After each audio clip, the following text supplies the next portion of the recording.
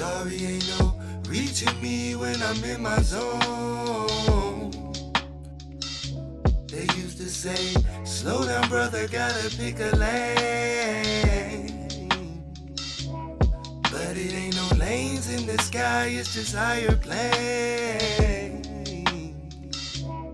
Said that I'm a worldly nigga, but Columbus home. Columbus home. Sorry, ain't no reaching me when I'm in my zone.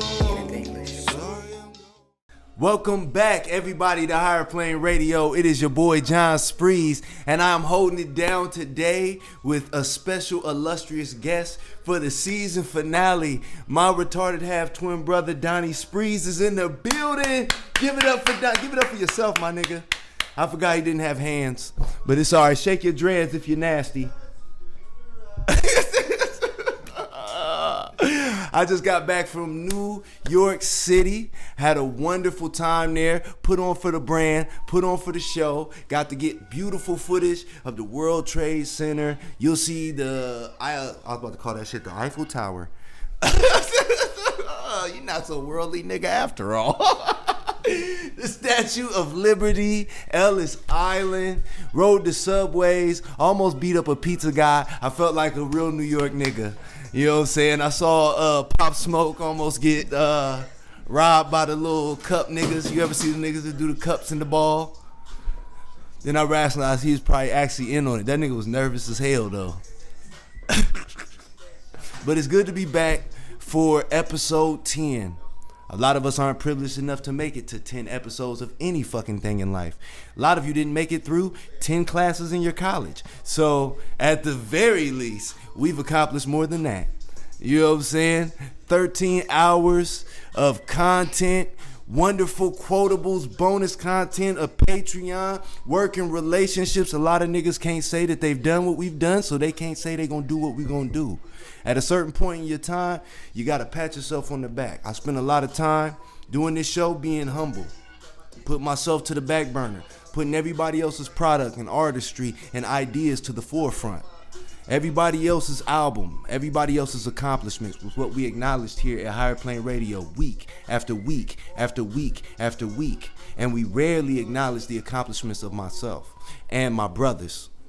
Because without the two brothers that's sitting behind this camera, there is no Higher Plane Radio. Without the two people that sat beside me, there would have never started being a Higher Plane Radio. The we is way iller than the I. But I am going to give myself some motherfucking credit. That's why it's 3 of me in this motherfucker right now. Donnie Sprees sitting there holding me down. Johnny Sprees is rapping to you, serenading your ears as we go into another fucking episode of Higher Plane Radio. Because no matter what, you got to do what you got to do, and we're going to do what needs to be done. This episode is still brought to you by my sponsors, my good friends, my buddies, the people that follow us on Instagram, put the pressure on a nigga, at Popple. You can't go wrong there if you're a business, if you're an artist, if you're a social media socialite or a wannabe. Get your Popple, get it popping. Drop it right on the back of a motherfucker's phone and you'll have everything that you need to succeed. Whether that be the Cash App, that be the Venmo, the YouTube page, the Facebook, you know what it is. Whatever it is that you're doing, they'll have it right there on their devices. Damn, I work well alone. You know how clean that was, nigga? Nigga, don't tell me I ain't ill, nigga. I don't give a fuck, nigga. Good job. Excellent. If you are watching us on YouTube, make sure that you like and subscribe and that you leave a comment. What was your favorite moment amongst the season? What was one of your favorite memories? What is it that you want to see next season? Because we will be back. Yeah, who's your favorite co-host? We had like 9 of them niggas. We was like a whole Wu-Tang clan of co-hosts. It's the RZA, the Jizza, the old dirty bastard. But no matter what, we're going to continue to bring you forward-thinking, progressive, and entertaining content because that's what we do.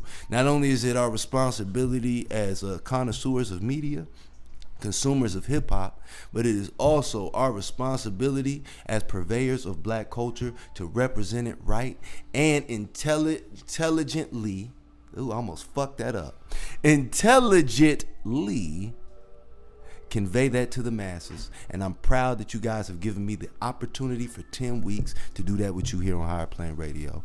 We're going to get into so much more. I'm going to go into a quick I was doing too well, nigga. I'm gonna go into a quick break. And we'll be right back with more of the season finale of Higher Plane Radio. Let's get into some of the bonus footage from New York. We'll be right back. And we're on the plane, headed out to New York for some exclusive Father's Day festivities.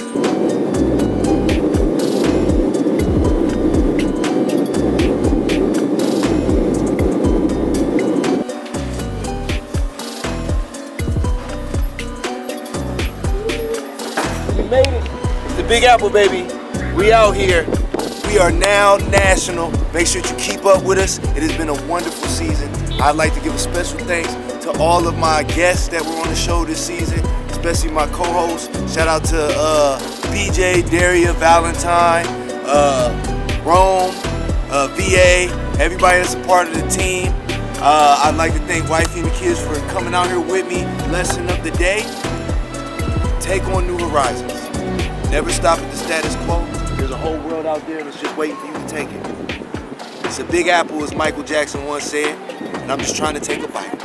We'll be back with more Higher Plane Radio Show.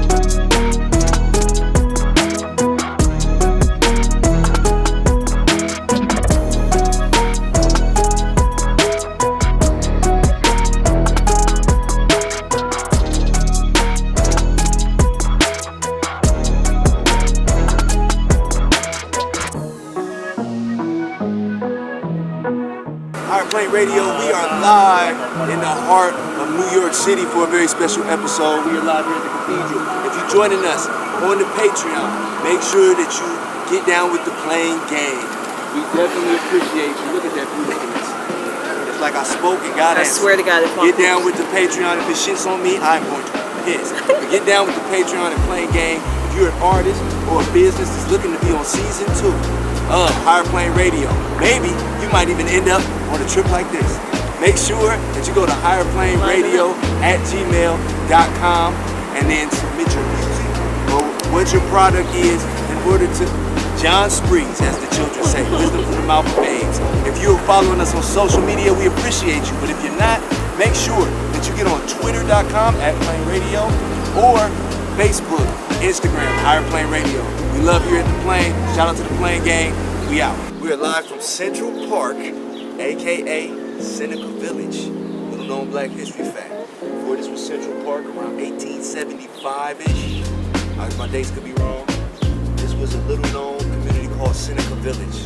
The doctors, lawyers, schools, and all of those people were relocated to the place, the park that we stand in here today. So with that being said, we would like to commemorate that moment and celebrate it. If you're rocking with us on social media, we appreciate you. If you're part of the playing gang, we love you. And if you're not, it's still time to get down. There's plenty of exclusive content, behind the scenes footage, and more for our playing gang members. And just get a look at that beautiful sunset. You don't get to see this in Ohio. We've come a long way. Season finale, episode 10. I'd like to thank you for being a part of it. This has been a dope experience, and there's many more dope experiences to come. So make sure that you like, subscribe, and link up with us on YouTube. Make sure that you're always hip to the content by hitting that little bell button on the side. And if you aren't a member of our Twitter, Facebook, or Instagram, you always got the opportunity to join Higher Plane Radio. It's your boy John Sprees, and it's been real. I love New York City. I love Ohio more. Peace.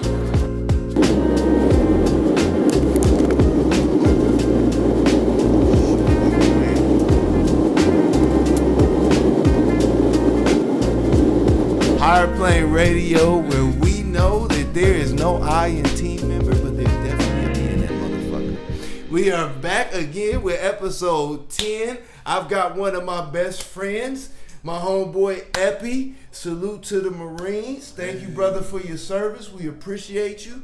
Yeah. My homeboy VA back for another episode. Riding again. We in this bitch like Green Hornet and Kato. Nigga. I'll even be Kato because he was the iller one of the two. Kicked through a door. It was Bruce Lee. It was Bruce fucking Lee. Had 3 lines an episode.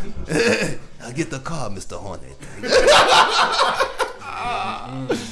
Look, they about to come for me now, nigga. Somebody's got to cancel him.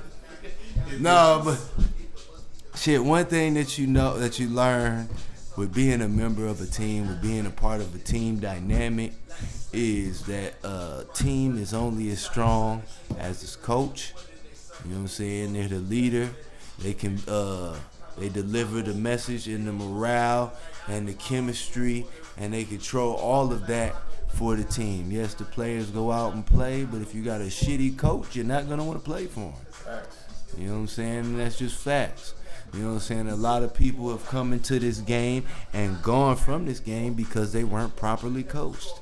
There's a lot of people that we heard, especially in hip hop, that we heard that came out and we be like, oh, that song hard.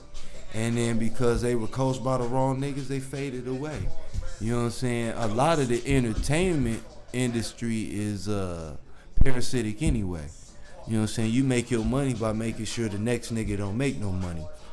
Which is why niggas get in their feelings when another nigga reaches out to them like, hey, I like your shit. Why don't you come be on my show? You know what I'm saying? And they take it as an affront, or they feel some type of way about it because there's a natural cautiousness in this game. You know what I'm saying? Everybody think that somebody trying to get one over on them. Another thing that people misconstrue is they also misconstrue their value. People also have a tendency to think that they're a greater character than the narrative. And there is no character that's greater than the narrative. You know what I'm saying? My brother-in-law hit me up while I was in New York, which I hope you guys enjoyed that New York footage. It was beautiful. Did you see the Hudson? Oh my God, they found a body there on my birthday. Swear to God. Right by my hotel room. Pulled him right up out there. I don't know how you would take that, man. Gosh. But while I was in New York, while I was in New York, my brother-in-law hit me up. R.I.P. to the nigga in the Hudson. Yeah, I don't know if it was a nigga or if it was a female. I don't know who it was. Whoever the fuck it was. They dead. They gone. R.I.P. I done gave eulogies on like 6 episodes. I ain't giving no more. That nigga dead. They gone. They family ain't even gonna see this shit. It's probably a prostitute or some shit. They ain't even looking for that bitch. Who the fuck is this? It's just more paperwork. Throw her back in the Hudson. Who's out here killing prostitutes? Who cares? Shout out to sex workers. I'm sorry. I ain't saying none of that shit. I was joking, kinda. But a lot of truth is said in jest. You know they're not investigating. You know they're not investigating. True. What was that report that came out? It was like only 2 or 9% of like crimes are actually solved by police or some shit. Because they're not crime solvers. Exactly. Nigga, there's actually a whole other group of niggas that's supposed to solve the crimes. That do not do their job. These niggas don't do shit but ride around and whoop ass. That's literally their job. Writing tickets and whooping ass. I can't think of anything else that they've ever done. Yeah. Whoop whoop. We here to write tickets and whoop some ass. Who's getting their ass whooped today? Pick a nigga up and then whoop his ass. Whooping the ass is customary. That comes with the territory. You getting your ass whooped, nigga. At least here, nigga. I'm sure in New York. That's why they so mad. Them niggas are assholes. They police is probably even worse. Hey man, you gotta be careful. You probably got like a few, what you call it, New York viewers. They're gonna be like, they not. Either they gonna agree with you or they're gonna be like, they been to New York, nigga. If they New York niggas, they been to New York, nigga. I'm not gonna pretend. You know what I'm saying? Niggas out here fake polite. They phony as fuck in Ohio. Niggas out there is assholes. It is what it is. That is true. I can't paint a flamingo black and call it an ostrich, nigga. He's an asshole. I had to fight a pizza man, nigga. He's an asshole. But yeah, nigga, I was trying to transition into a topic and we went somewhere else. But thank you. Yeah, nigga. Yeah, nigga. I am like, what's a coach to be mad all the fucking time? Who used to coach Indiana all the time, cuss all the niggas out? He was damn near racist, but he won all the time, so they let him slide. Yeah, when you win, they let you call him nigger. Oh man! Win a championship, you can call him a nigger. At least in the 90s. What episode ain't gonna get taken down? By the time they figure out that I exist, nigga, everything's gonna get me canceled, nigga. I'll be surprised if they don't plant no Quaaludes in my pocket, nigga. I can't even tell you what a Quaalude look like, and some bitch gonna be like, yeah, Johnny Spriest gave me a Quaalude, episode 7. He didn't fuck me, he just gave me a Quaalude. It made me talk on his show. I told him I didn't want to be a guest. He made me be a guest against his will. I got Stockholm Syndrome. Now I want to be on season 2. I was not here, episode 7. What's the original topic that you Whatever that was, I was not here. Coaching trees in hip hop. My brother-in-law hit me while I was in New York, and he was like, that was a topic that he was debating. Is who had the best coaching tree. You know what a coaching tree is. Basically people that fall up under your tutelage. Some way, shape, or form, you put them in the game. And the two main ones that I was given was Eazy-E and Russell Simmons. You know what I'm saying? You know, with Easy, you got Dre and everything Dre did, and everybody that falls under Dre. Top of the mountain then. Like. Yeah, you where it start. You start at the top. Okay. That's why I said you can't say Puff, nigga. He ain't the start. Oh no. I mean, he has a tree. He got a tree. I mean, whether you use them or you don't. No, I'm saying. Well, I got one for you. Oh. Quincy Jones. That's way too far. That's not hip hop. What the fuck you mean? That's way too far. Fuck you bro. mean? Because then we can be James Brown, nigga. That's everybody, nigga. I said, are we going to the top of the hip hop tree, nigga? Not of the tree of life, nigga.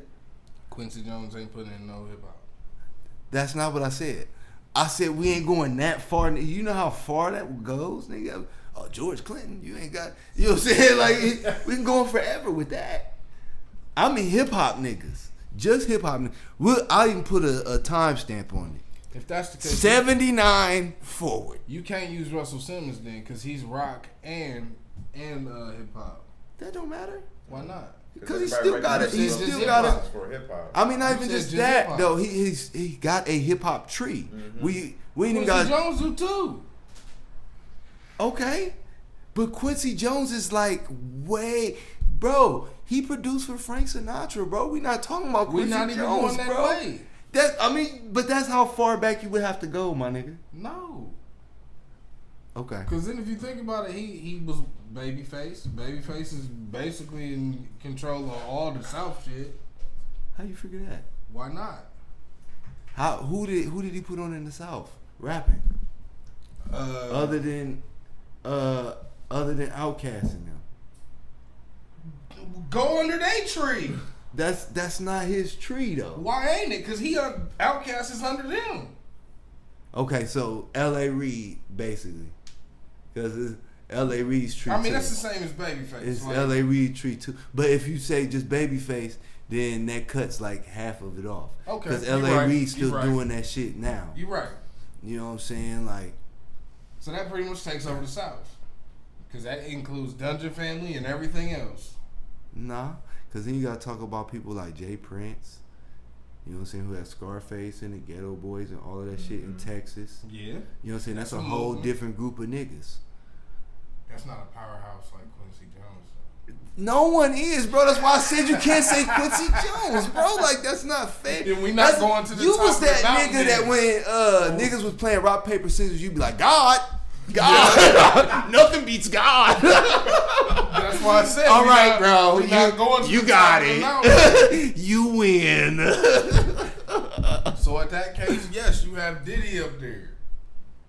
I give you Diddy before I give you Quincy Jones. All right, fuck it. We rolling with Diddy then. Okay, so who's it? But we're talking in terms of like, you know, the coaching tree. So like, what do you mean by like that? Just basically having a lot of people under Who your are belt, who are successful as a result of you and all of the How long success for that it? they had. But okay, there we go. So there's a clarification. You know what I'm saying? So like, you got Russell Simmons, and then you got like Rick Rubin, everything he did. LL Cool J, everything he did in movies, in TV, all of that shit. You got Run DMC and everything that Run did and all the Adidas shit. Right. You know what I'm saying? You got Beastie Boys and all of the shit that they did. Then with that, in case I can't put Puff on there, like, because even though he may have, Puff got some. no, I know that's what I'm saying, but like for a lot of them though, just like when they fell off hard. Yeah, I mean, but a lot of the niggas' trees is gonna stop eventually. You know what I'm saying? Like Easy's tree. You know what I'm saying? Like probably the last nigga in Easy's tree is probably Kendrick Lamar. You know what I'm saying? He's probably the baby fruit on that tree. Everything from the TDE thing is a baby fruit I can agree from with the Eazy-E tree. Yeah. You know what I'm saying? But outside of that, you know what I'm saying? That's it. You know what I'm saying? Even Jay-Z at this point will have his own tree. It just don't go back as far as or as strong as a Russell Simmons or Eazy-E because he done brought in Rihanna. He done brought in J. Cole and everything that movement did. You know what I'm saying? Got his own movement. Memphis now, Bleak. And you know what I'm saying? A whole bunch of Rockefeller niggas, Kanye West, and everything that Kanye West did, which really that's the Dame Dash. Another movement. That you gotta share theirs. Theirs is kind of a mixed bag. It's hard to they separate. started them. It's hard to separate Jay and Dame. You know what I'm saying? Nah, that's them. Like period. You can't separate them like at all until later. But then when you breaking down the tree, that's Because them, you can't that's the attribute start. certain artists to Dame. At this point, Jay he's not responsible for J. Cole at all. Oh no. But that's what I'm saying. Like at the So, start of that tree, At a would be certain them. point, they split. You know what I'm saying? Yep. And Jay-Z can't really be the coach of himself.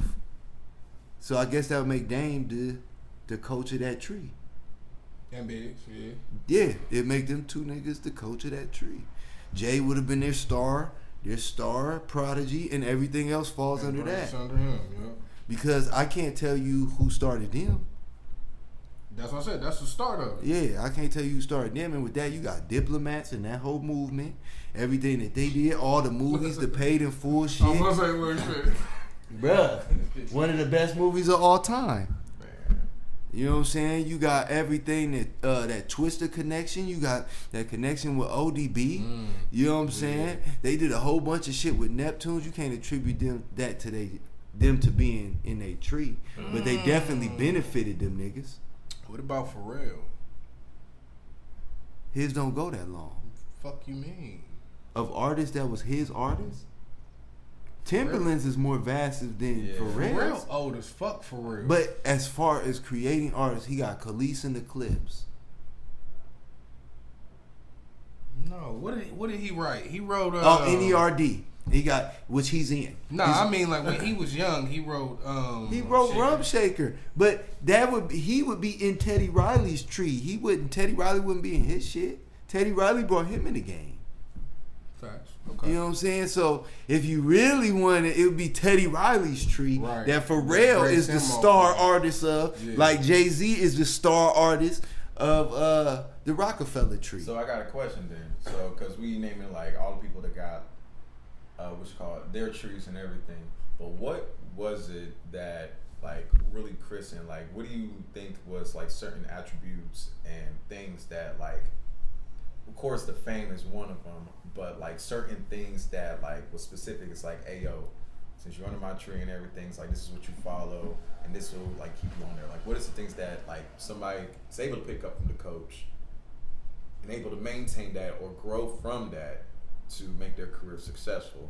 Because I'm still stuck on the Eazy-E tree, which is like, you're right, because how it branched off into TDE, and hey, that's my favorite group, and it's like how they did it is there, and it's like compared to, I feel like '90s and definitely the early 2000s, you know, I'm going to use Puff for example. It's like, yeah, he had a lot of artists right then and there. Right. But the thing is, it'll just be like either one album or two albums and they're gone.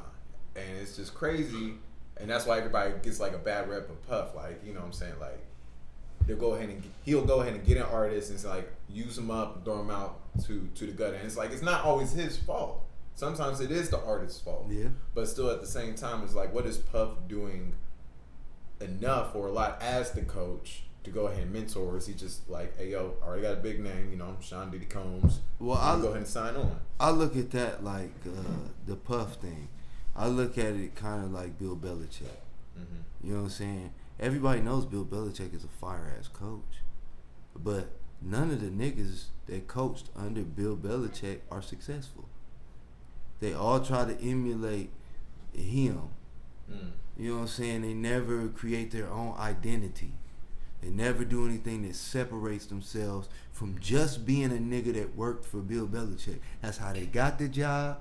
That's how they think they're going to keep their job. That's how they think they're going to get these players to respect them. But what they fail to realize is they're not Bill Belichick. Right. They're not even close. Be you, motherfucker. So you think that's still something of the coach where it's like, hey, it's like, don't try to be like me. Well, no. I think of that as like Bruce Lee. It's like Bruce Lee instructed his students, like, don't do what I do. Like, I can't, like, be there and guide you all the time. I need you to think for yourself. And at a like, certain point, shit has to evolve. Exactly. You feel me? Like, you got to take what you taught and you have to evolve that shit. And that's what they not doing. Part of what a dynasty does is they evaluate an asset for the amount of time that it's an asset. And the way that they stay a dynasty is they sell high and buy low. Right. The way that you sell high and buy low is after the Super Bowl, that 32-year-old player on your team, you get rid of him some way, somehow. No matter how good he is. The better that he is, the better off that you are because the more value that you get. You try to get yourself a second, third round pick because that's buying low. Because a third round pick may be as good as a first round pick, but you paying this nigga $750,000. That 32-year-old that just won the Super Bowl wants $35 million a year. You can't be a dynasty and pay everybody. So, you know what I'm saying, to go back to the Puff thing, the reason that Puff is able to exist is because he finds what he needs at the time, uses it, and then disposes of it before it becomes a liability. That's what happened to Sean. Puff don't write no raps. So Puff gotta have niggas around him that can write raps because eventually Puff gonna need to make an album. Because that's part of what you do, that's part of the train. That's how the train keep rolling. It's can't stop, won't stop. That's the mantra. So if you can't stop and you won't stop, nigga, you can't stop rapping either. He definitely won't stop. So with that being said, you gonna have you gonna definitely have to have niggas around you to write.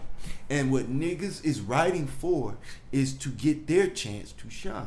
They not writing to write for Puff. They writing so Puff allows them to make an album on Bad Boy. So what Puff is gonna do is he gonna allow you to make an album on Bad Boy. And what he's gonna do is he's gonna allow you to work and work and work until you get a radio hit. If you can get a radio hit, then the album will come out. That doesn't guarantee you a second album. That just guarantees you that you get to put an album out. And if the radio hit is a hit, then he's already made his money back. He don't need to invest no more money in you. Right. So I see where this is like where your concept of the coaching coming from. He's still a good coach. No, that's what I'm saying. It's like he's picking his players. Like he's doing a strategy for the money in the business. Say less. But where I was getting at for like the coaching, it's just like, hey yo, like the artistry, or you're also teaching the business aspect to your what you call mentees. Where it's like, have you seen everybody that? ain't gonna be a boss though. You feel me? Like, right. Like you sit there and you got 10 artists on that joint. 5 of them gonna go off, and 5 of them, 3 of them gonna be able to pick their own artists and do their own shit and do exactly what they seen done. The other ones just ain't gonna be able to do that. They're gonna be making their music and doing whatever the hell else. Yeah, no, I'm fully aware for that. I'm just trying to see like who you think that does help them out in that type of aspect. I heard Master P say this the other day, and Master P is good for dropping gems. Yeah, he might be the best one. He said that the music industry is 90% business 10% music. And That's true. as a musician, speaking from experience and from knowing other musicians, you spend your entire life trying to be a great musician. So once you make it to the point that you're at the door, you've already got the 10%. That's how you got to the door. Nobody would have believed in you enough to allow you to buy the bus ticket to go to LA or New York or Atlanta if you didn't have the 10%. Right. None of them come in with the 90%. The niggas just inside the door know that you only have 10% of the equation. 10% is a failing grade in anything. They know that about you. So they can either do one of two things. They can either give you a fish or they can teach you to fish. It is less beneficial for me to teach you to fish, and thus you become my competition. You know what I'm saying? That explains a lot. Yeah, a lot. Niggas as a whole live in fear. Okay. As just psychologically. And hip hop is a black man's sport. So with that, because it was a great topic, identify some of the what you call it, times that's actually happened. Like I can see definitely with the J. Cole and Jay-Z split. What is it? Would you say Kanye Jay-Z split too? Puffy peed on Drake. For real. That it's a hierarchy in this shit. You know what I'm saying? He didn't pee on this nigga for no reason. He peed on this nigga because he's on the way up. Yeah. And if you on the way up, you are now a threat. So as a threat, I have to make you submit. And the most disrespectful way that I can make you submit, because $1 billion trumps $100 million every day. The most way that I can do it is in a public display like that. We really are animals. And we very territorial. And there's only so much of this pie to go around. They can make you believe it's as much money as you want them to. You can think whatever you want. It ain't as much money out there as they saying that it is. Because there's only a certain amount of the budget that's allotted for the players. Whether the NBA is $1 billion industry or not, there's only a few $100 million that them players are splitting. The rest of it goes to the owners. Music industry works just like that. Except the niggas don't know it in the music industry. At least there's a players association in the NBA where y'all gotta have meetings, y'all gotta negotiate, and you know when the CBA coming up. Ain't no CBA for no rapper. Nigga, the best you can hope for is another nigga getting a groundbreaking deal. So now that changes what you can expect. Same thing with this podcast shit. When Joe Rogan got offered that $90 or $100 million by Spotify, that's why everybody started doing podcasts. Because now the bar has changed. Oh shit, it's some money in this shit. It's no different than when they found gold in Nevada and all of them motherfuckers hitched them wagons and started running and dying to go west. We the same people. People don't change, circumstances do. If you see a piece of gold, you gonna run to that shit. Whether it's the rap industry, the podcast industry, being an athlete, niggas only got so many avenues. I don't give a fuck what year it is.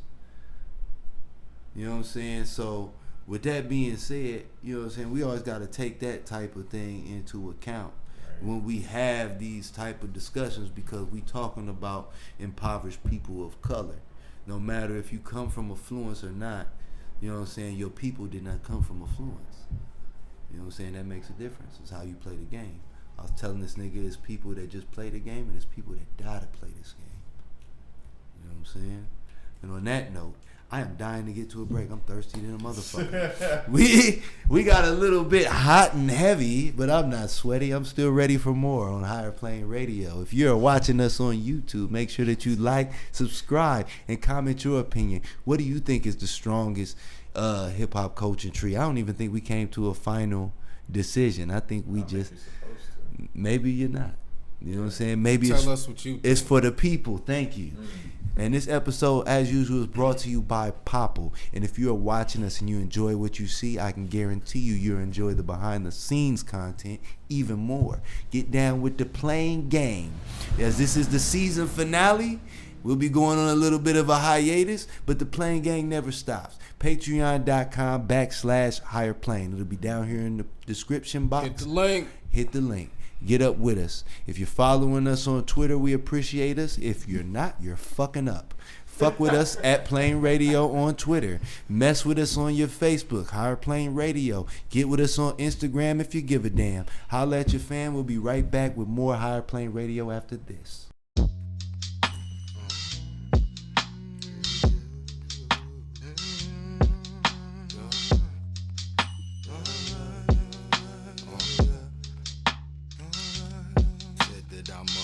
Worldly nigga, but Columbus home. Sorry, ain't no reaching me when I'm in my zone. They used to say, slow down, brother, gotta pick a lane. But it ain't no lanes in the sky, it's just higher plane. Said that I'm a worldly nigga, but Columbus home. Columbus home. Sorry, ain't no reaching me when I'm in my zone. Sorry, I'm gone. They used to say, slow down, brother, gotta pick a lane. Gotta stand on your own. But it ain't no lanes in the sky, it's just higher plane. It's the plane. I be touched by an angel when I sit in my room, prophesizing about the future with the legion of doom. Tree full of forbidden fruit and it's all getting consumed. Then consecutive world wars that had me licking my wounds. Those few times I disappointed, minus potholes I avoided. I'm a different type of nigga, John the Raptors get anointed. Shit just happens when I write it. Niggas think I spoken on them. Was younger fiending for Jordans, no losses, I can't afford them. Every song I'm on getting slaughtered while others get applauded. Slam dunking on everything I recorded like Aaron Gordon. This world is just so disjointed, but I can't slip on the mission. The gift is the intuition. Fuck bitches, been sleeping on them with Machiavelli and missing. Immoral in the kitchen, they miss this plane, they just miss it. I love them and I forgive them. Plane came from my brain and I carved it out as my emblem. From furnace, hot fire embers, I told my brothers reach higher in hope that I'd leave a legacy my daughters can admire. Romulus, murdered his twin for the entire empire. Know any niggas that make it face pressures of a messiah. God body don't expire, my job and I can't retire. Tell her I'm going to quit, she tells me that I'm a liar. Yoda said do or do not, there is no trying. I'm riding with the heart of a lion until we triumph. Still thriving despite the iron is flying. I said that I'm a worldly nigga, but Columbus home. Sorry, ain't no reaching me when I'm in my zone. They used to say, slow down, brother, gotta pick a lane.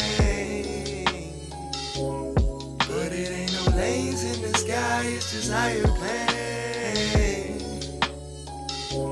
Said that I'm a worldly nigga, but Columbus home. Columbus home. Sorry, ain't no reaching me when I'm in my zone.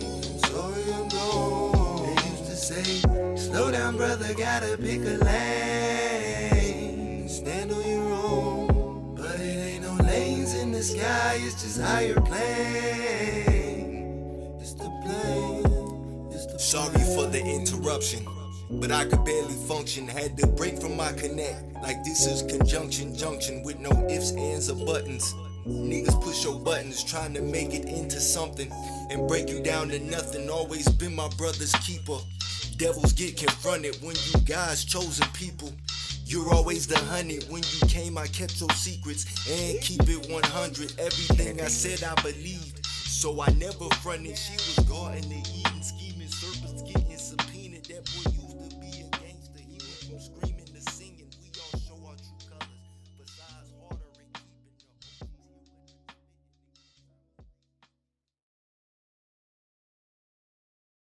And we are back with more Higher Plane Radio, episode 10. This is the season finale. It has been a privilege to have you all here all season. I cannot complain about a motherfucking thing because we did it for 10 weeks strong and you were right along with us. So continue to be along with us. Make sure that you like, subscribe. Make sure that you join us on the Patreon. Patreon.com/higherplane. Hit the link. And if you are a social media light, make sure that you follow us on social media. Higher Plane Radio everywhere. This episode is brought to you by Papo, and we are back. I want to kind of touch on some of our favorite moments from the show. You know what I'm saying? I want to bring Rome on the other side of the camera to get his opinion too. You don't get off scot-free, nigga. This the last episode, nigga. I done asked you for 4 episodes to come over on this side, and you be making up excuses, being bashful. I gotta be careful with my position. Nigga, I keep you safe, nigga. I'll probably be edited.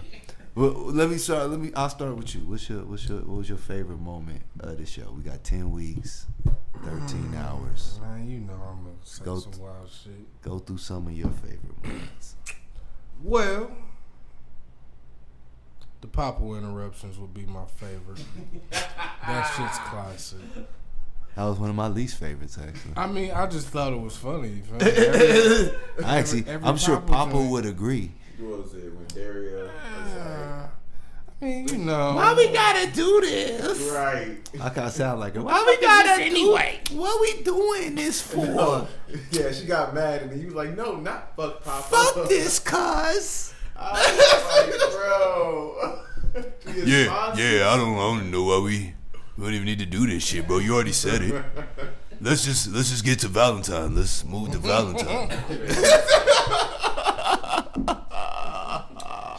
Then we got like the Bow Wow situation. You know, anytime I want to say out of 10 episodes, he might have been on 8 of them. Bruh, because he's a legend. He is, if not a hip hop legend, he's definitely a Columbus legend, an Ohio legend. Didn't he get his ass whipped back at Reynoldsburg High or some shit? Probably. A lot of the talk. It was just like a lot of niggas was getting pieced up at Reynoldsburg. Contrary to I've seen the popular belief. I've seen you know what I'm saying? The term "burg" doesn't necessarily mean safe. When we was coming up there, making the gentrification transition, that's where our black middle class was moving to at the time. Oh, we done made it to Blacklick. We done made it to Reynoldsburg. We done did it. Hey man, hold on. And the white folks. I'm one of them kids, man. I know. I know. Kids, I'm talking about you and this nigga Shout out too. to our class, This nigga was in Blacklick. We made it. And them white folks was like, hell no, nigga, we going to Pickerington. That's because that's exactly what they did. We gone. Exactly what they Fuck did. that. Yeah, no. We came in there, they was like, y'all niggas can have it. They was like, oh shit, it's a whole class of niggas. Nigga, they moved. Bet. They moved out of my neighborhood in the '90s, Give 'em a nigga. fucking dress code. We got them. 1986, all the white folks left my neighborhood. Ain't been a white man in Argyle Park since '91. It's like, nah. We had one white man in our neighborhood, and he started doing really white shit that the city told him he couldn't do. This nigga put a fence up in the front, right? But he put the fence up in the front because this nigga was growing corn in his front yard. That's the whitest shit I've ever seen. This nigga's front yard smaller than mine. This nigga had 8 big ass stalks of corn in his front yard, cabbage and shit, and he had like this wire to keep the niggas out. Like niggas is just running around stealing ears of corn. Like, They is just to throw them at each other. Shit, that's right there. Take it. We had a lady in my neighborhood. So obviously these niggas are running around stealing ears of corn. It's fucking John Smith and John Rolfe over here. Take the corn and run. In Springfield, we had this lady. She had a peach tree. You feel me? And the big ass fucking peach tree. Every summer, that motherfucker grow up and have all these peaches in it. We just jump her fucking fence, take some, eat some, real. throw that shit at each other, and after Disrespect the because after we done ate so many of them, we just said fuck it and we start playing with them. Now she got fucking Now flies and all bees that and shit all over the fucking street. But at St. Thomas, Miss Jones had a pack of tomato seeds. Yeah. I think it was Miss Jones. I ain't about to give her credit for shit she ain't do. She got her own little shiesty history. I'm on you, Miss Jones. We tell it all. I don't give a fuck. I was 8.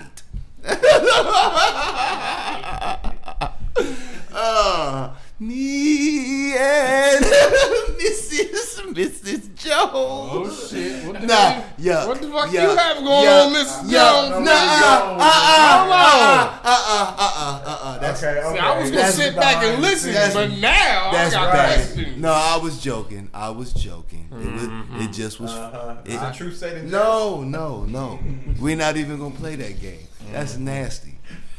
That's What did disgusting. you and Mrs. But no, Jones side do in note- detention? No, but No. A side note, like, bro, do you remember? I don't know if you remember that shit, but one of our bus drivers over at St. Thomas had said, like, bro, people been growing weed in front of the school and nobody recognizes it. Like small little plots of weed. It's like, hey man, this is weed. And the bus driver took it and said, I got this for you. I'll take it off your hands. Nigga, I was in high school, right?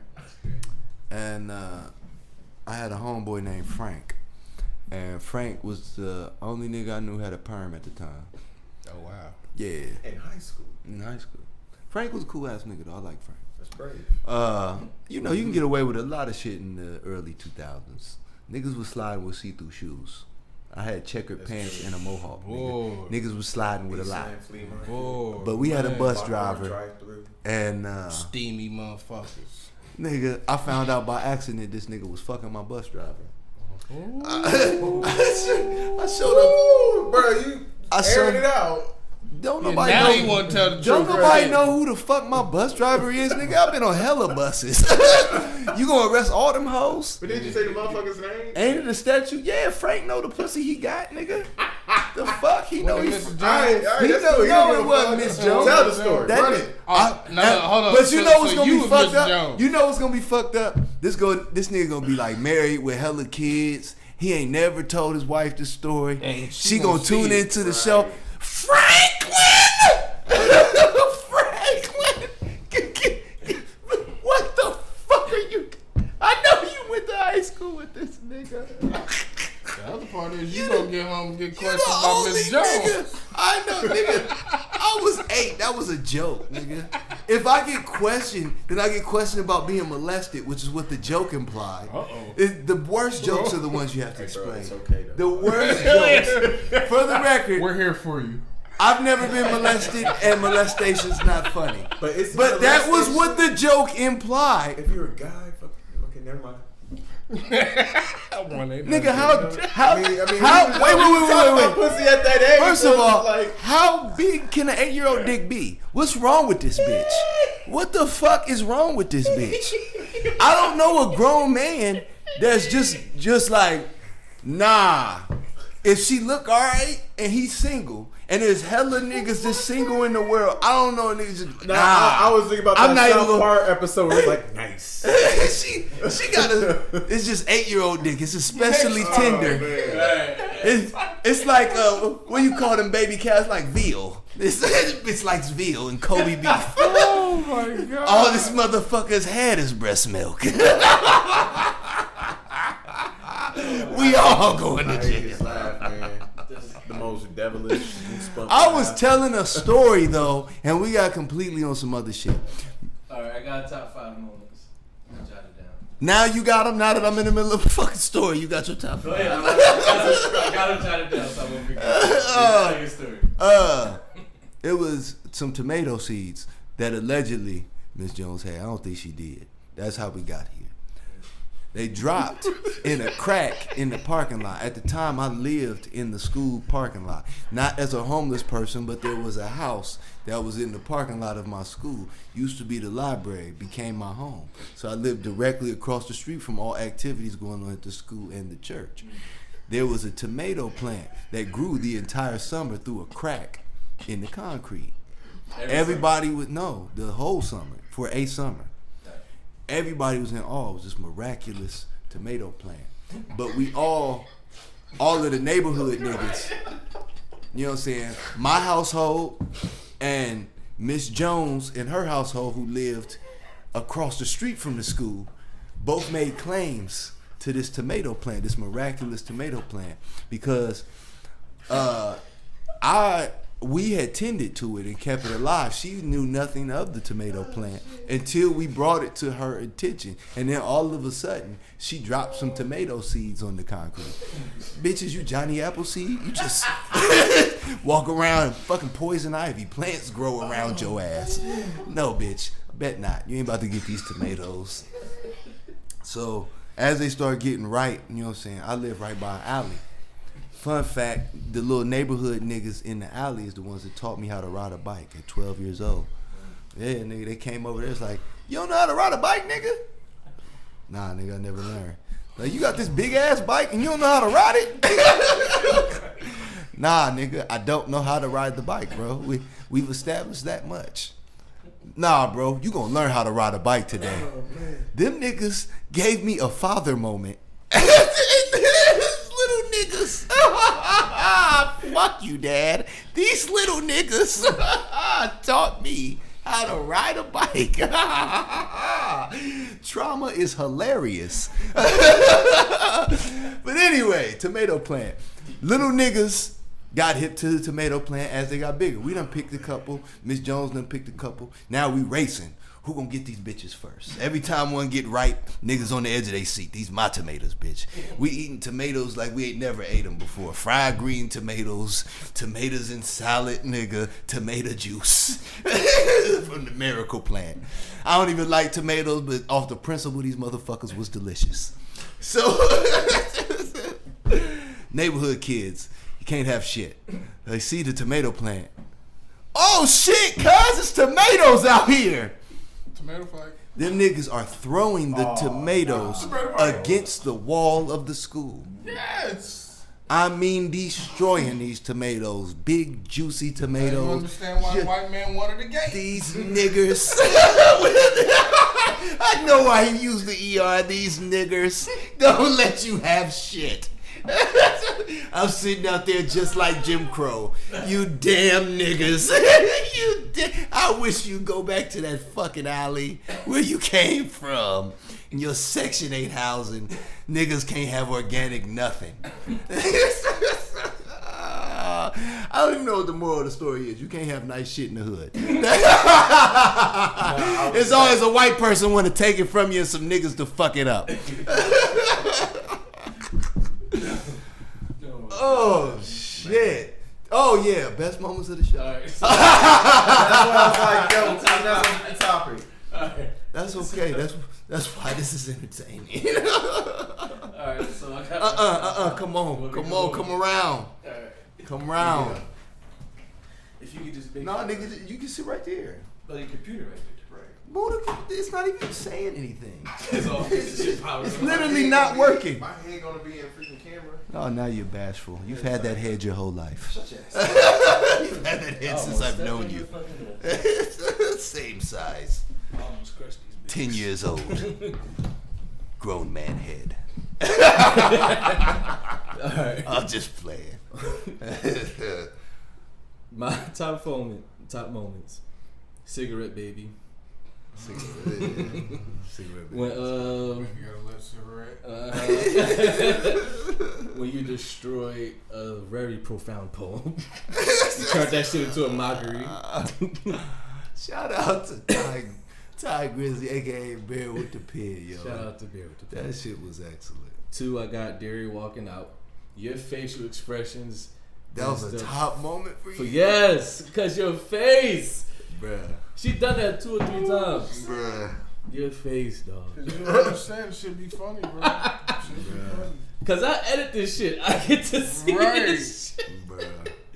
Number 3, every time, well, pretty much every episode, every time Val would kill Nas. Bruh. Every time. Man. When he would go in on Nas. Okay. Full disclosure, Nas is my favorite rapper of all time. My favorite. He's number Still 1 for me. fucking comical. But that shit was from day 1. He killed all Nas talk. And my favorite in particular is when the Jay-Z Nas record came out and you told him to play that shit for break. That motherfucker plays Takeover. Bruh. You're like, yo, we're gonna get to a quick music break. Our DJ Val's gonna play the new Jay-Z and Nas record. Take us out, Val. This motherfucker fucking Takeover plays. And you quit the fucking show temporarily. Bruh. Great moment for me. I loved it. Bruh.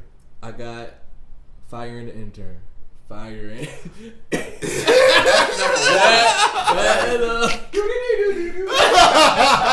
Fire Emerald. Oh, man. That is a great moment. That was funny.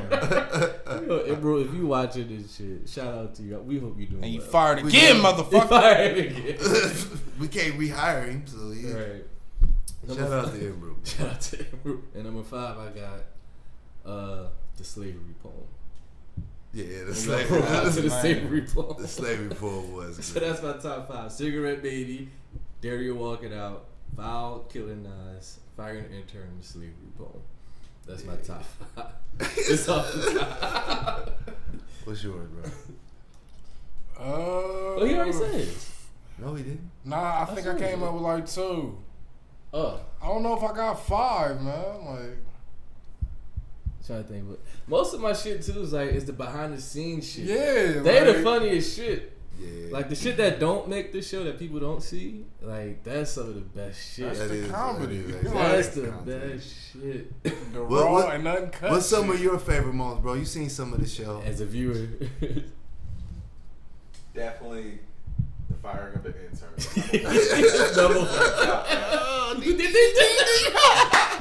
My bro. That was timed perfectly. Oh my god. Shoot, I'm trying to think.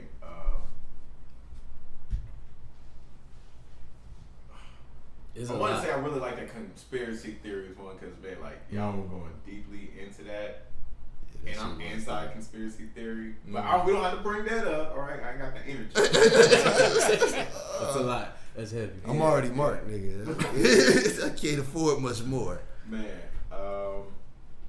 shoot, you gonna have to come back to the other. The Pessy shit. You can't afford no Pessy. Grandma's pound cake was one of my favorites. Oh, The Alfredo yeah, dip. okay. We got to shout out to Spence. man. Oh, yeah, The yeah, Alfredo yeah. dip was good. Yeah.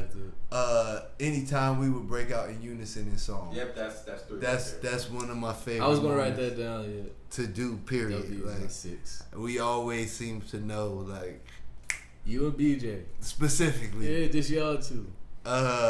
We could count It- every time Derry was singing shit. Yeah. She always was trying. Anytime Val would cape for Nikki, that was always entertaining. Nikki and Gucci.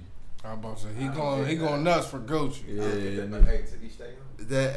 That nigga went hard for Nikki. Nikki You know, and Gucci. the slave poem is That up shit is there, my up there, best. bruh. That's just really up there for me too. I gotta say, your interview with the one brother, the poet. King Luce. Yeah, I like, because I've always told you, it's like you have good interviewing skills, and especially when you talk to people to validate them, but you also listen to them as well. And how that just flowed so perfectly. I was like, bro, that's it. I appreciate that, brother. Yeah, so that's 4.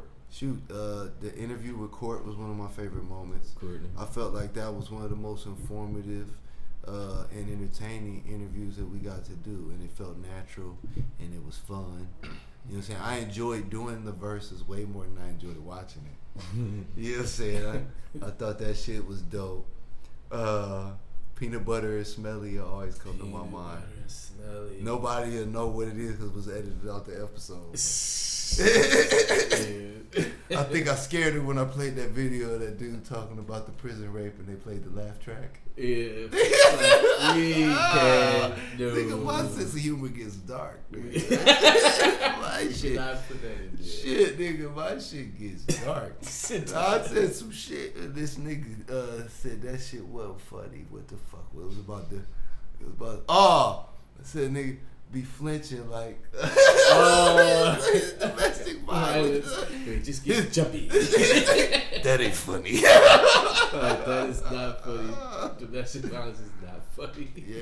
think the last 5th one, Daria being drunk. Yeah. I want my motherfucking shirt. Yeah, her in the shirt. That shit's hilarious. Bruh, how you just said that there? I know your ears were going off. No, exactly. You Had to she get it like real 4 fast. octaves up. Episode 1 when BJ was gaming her up. One of my all-time favorite episodes of the First show. episode. Hey, My hey, God. When we edit Do you this cook? up, we gotta put clips in. Do you? Yeah, we got. we need Yeah, we gotta have 30-second clips. clip Cut to of these. all Yes. them with dreamy eyes and all that shit. Do you cook? I cook. What you doing after this? These mics ain't even knowing. We We ain't even gotta worry about They it. edit all this out. I'm like, yo, we are are recording right now. Like, Hey, BJ, my nigga, we seen yo. you, nigga. Right. You are being recorded. All of BJ's names, that shit was one of my favorite Oh, shit. yeah. Like Justice. Bruh, coming up with a different name every Bubba Jabocious is my favorite. yeah, That shit's my We favorite, used to bro. do that back in the day with E and J when we were first. Yes, dating. bro. That's where I got the idea from, bro. There's Bruh. always something different. Yep. Man. Earl and James. Bruh.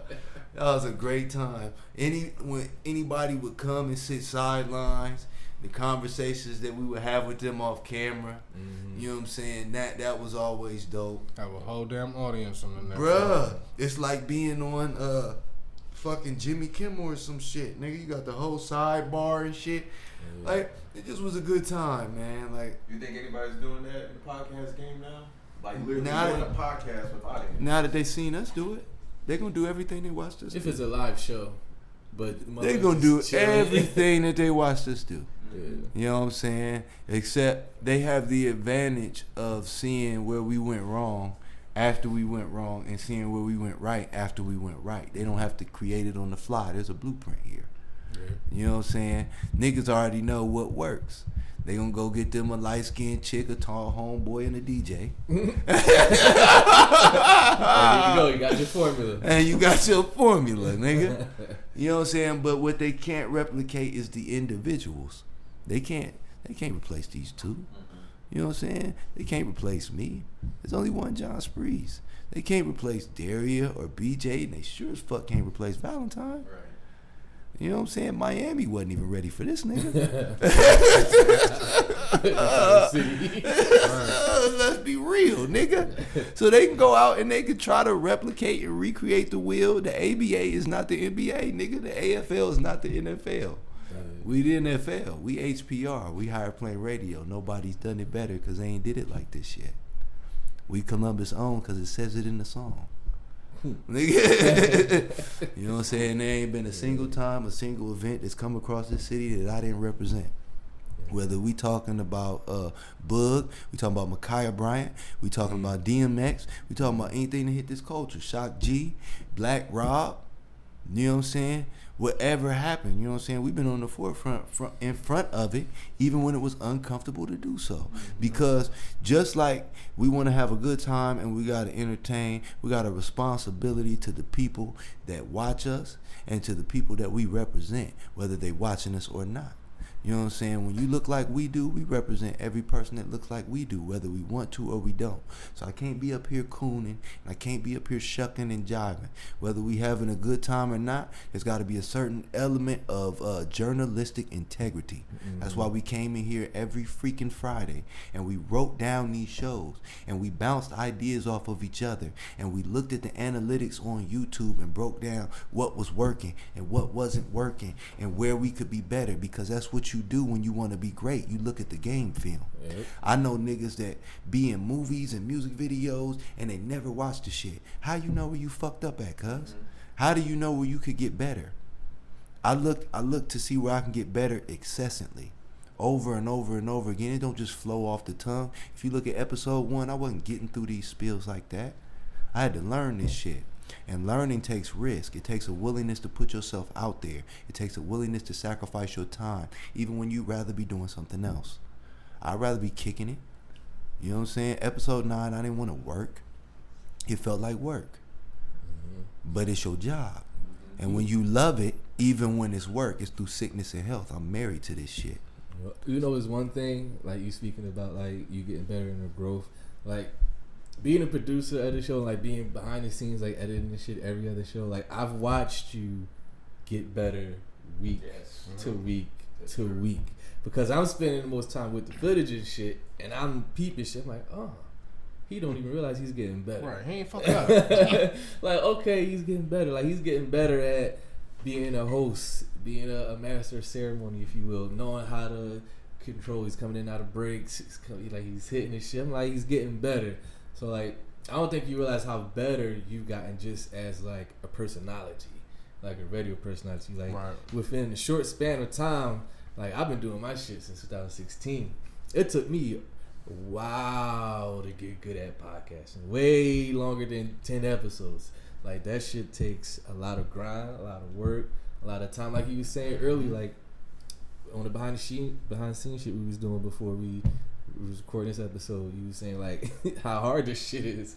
A lot of people think you just turn fucking mics on the cameras and just he. Niggas ain't gonna watch for very long. Yeah, if that's all this you shit, doing. this shit takes a lot of work, and like just to give you your props throughout that time frame, like give yourself credit, man. Like as far as like holding this shit down and being a host and getting better week in and week out, man. So I just want to give you your love on camera. Thank you, brother. I appreciate that. Because it ain't easy. It's not easy. From the bottom of my heart, bro. I appreciate that. Hell yeah. And now we about to do I'm trying to get like you real quick. Because I also said earlier, you know what I'm saying, a lot of niggas are going to be able to replicate this shit because of the bullets that we took, the arguments that we had, and the sacrifices that we made. Yeah. Had you not been doing your show since 2016, I wouldn't have been able to look to you as a well of information and knowledge and guidance in this shit. Yeah, I'm happy you know to do what I'm it. saying? It's bumps in the road that you took that I didn't have to take. Yep. Nigga. If you had an episode where your lighting wasn't right, you made sure that we didn't have that problem when we came in here. Exactly. You know what I'm saying? I can't stress to people enough how much of a team dynamic that it takes to make something great. You know what I'm saying? All the even shit before we started doing this show, like when me and bro would have to go to these fucking venues and perform and just wing it. If the sound fucks up, you just wing it. If nobody comes, you just wing it. Because we done handed out 215 flyers. So if somebody shows up at 11:01 and the show's supposed to end at 11:15, I still got to put the hat on and perform. He still got to put the hat on and perform. We still got to put the hat on and perform because that's what's expected. The show must go on. The show must go on. I would have loved, with nothing more, for BJ and Daria to have been here today. Me too, man. And you know what I'm saying, it kind of feels bittersweet. I like we fucked up over that. Like, it feels, but It's all love. yeah, everything happens the way that it's supposed to happen. You know what I'm saying? And one thing that you cannot do is force a square peg in a round hole. It makes no sense. All you're gonna do is frustrate yourself. You know what I'm saying? So rather than be frustrated about what isn't, I would rather be joyful about the bounty that is. Right. All of the great moments that we've been able to have, all of the wonderful things. You got hella footage to see us all together as a dynamic. The chemistry that we developed is second to none.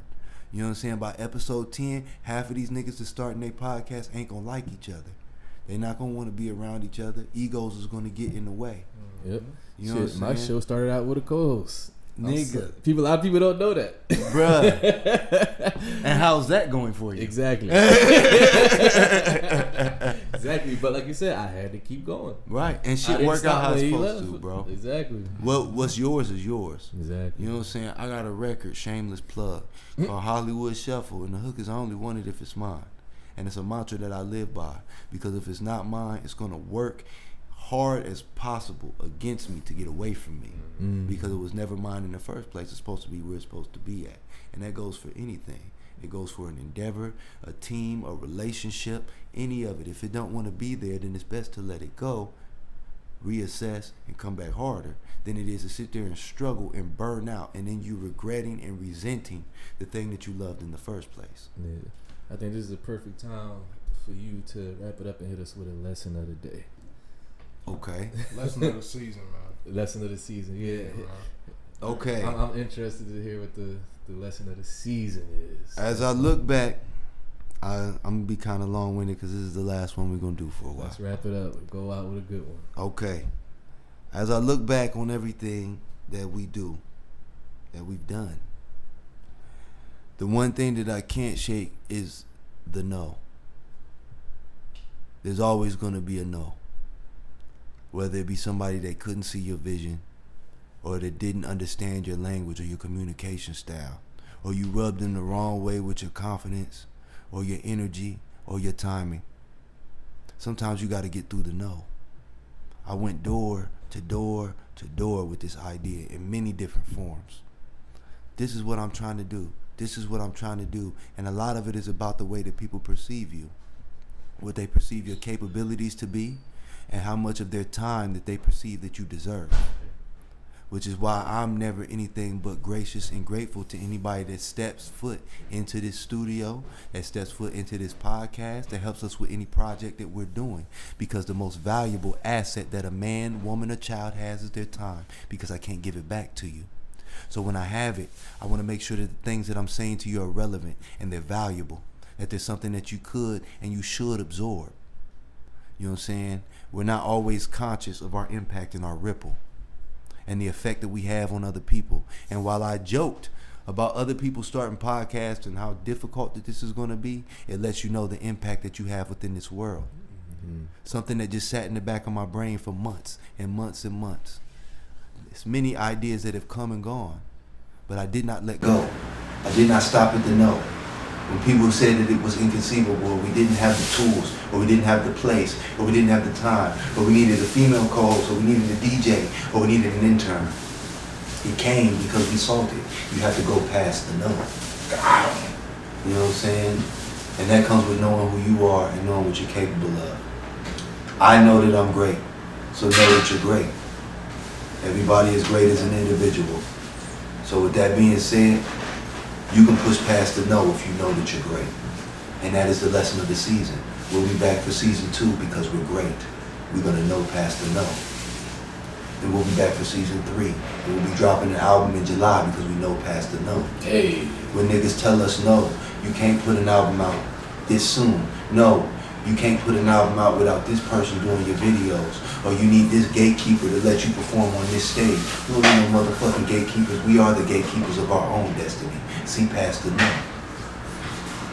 I'd like to thank everybody who was a part of Higher Plane Radio. I would like to thank everybody who I talked to, reached out, shared their energy, their love, their likes, their opinions. Everyone that took a moment out of their day to say, hey, what the fuck is this? When they saw the Facebook ad or the Instagram ad and they clicked it. You didn't have to. You could have been anywhere else in the world, but you were sitting here with me. That's an honor and a privilege, and I do not take it lightly. I'd like to thank everybody that stepped in front of the microphone and stepped in front of the camera, because that is extremely difficult to do. That eye is unforgiving. It forgives no man. It shows all of your flaws and insecurities right there on the camera. Every time I look away, every time I have to think, it shows right there to you all. And you can't get away from it. So it takes a strong individual, no matter what you think, to step in front of this motherfucker and freestyle their opinion and talk their truth and tell you how they feel about real topics and real hard-hitting issues, and to get emotional. I had a brother come here and his emotions were touched right here on this camera. It takes a strong man to be able to display that level of vulnerability. You don't get that everywhere. So thank you for sharing those moments with me. I wouldn't have it any other way. And to sign off, per usual, this episode is brought to you by Papa. I don't know who it'll be brought to you by next season, hopefully more than Papa. But we love Papa nonetheless. Thank you very much for you being our first sponsor.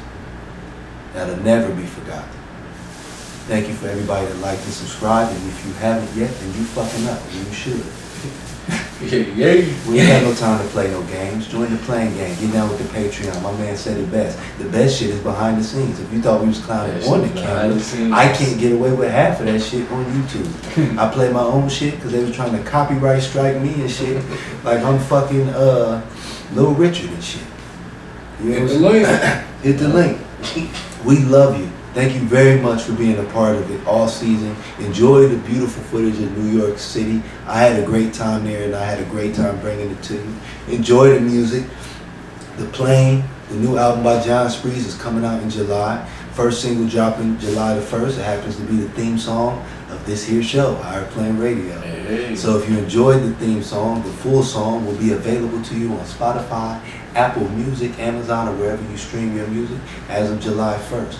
Also, marking the end of the season, we will have the audio versions of all of our episodes up for your streaming pleasure, episodes 1 through 10 in July. So be on the lookout for those. You can listen to them while you work out, while you're in your car, while you're in the go. It's nothing better other than the weather. I'll let your boy. I love you. Kudos, peace, arrivederci, sayonara, goodbye, adios.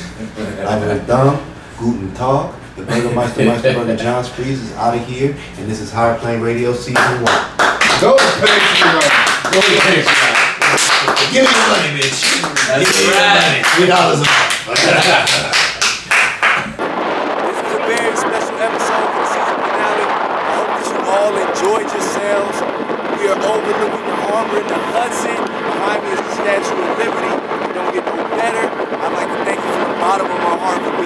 all season long. I would like to thank all of our patrons at Patreon, the Playing Game, couldn't have did it without you. As we leave Ellis Island, approach the Statue of Liberty, the lesson of the day is liberty is yours as long as you seize it. It's there for every man, every woman, and child, and it belongs to you and me. I love you.